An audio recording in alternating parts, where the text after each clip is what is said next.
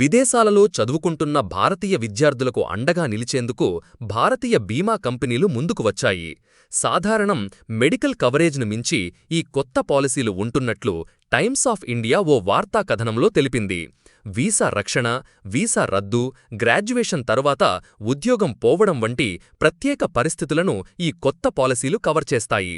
కొన్ని పాలసీలు వసతి ఖర్చు, హఠాత్తుగా చదువుకుంటున్న దేశం నుంచి బయల్దేరాల్సిన పరిస్థితి వస్తే తిరుగు ప్రయాణ ఛార్జీలు వంటివి కవరేజ్ పరిధిలోకి వస్తాయి. ఆతిథ్య దేశంలో మారుతున్న ప్రభుత్వ విధానాలు, ప్రపంచ అస్థిర పరిస్థితుల కారణంగా విద్యార్థులు అవాంతరాలను ఎదుర్కొంటున్న నేపథ్యంలో ఇటువంటి అంశాలను కూడా పాలసీలో చేర్చవలసి వస్తోంది. కొత్త పాలసీలకు విదేశీ విద్యార్థుల నుంచి మంచి డిమాండ్ వస్తోందని పాలసీ బజార్కు చెందిన ట్రావెల్ ఇన్సూరెన్స్ అధిపతి కపాడియా టీవోఐకి తెలిపారు.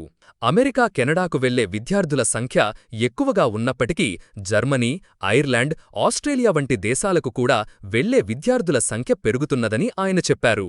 విద్యార్థులకు భద్రత కల్పించే అంశాలతో కూడిన సమగ్ర భారతీయ బీమా పాలసీల పట్ల విద్యార్థులు మక్కు చూపుతున్నారని చెప్పారు.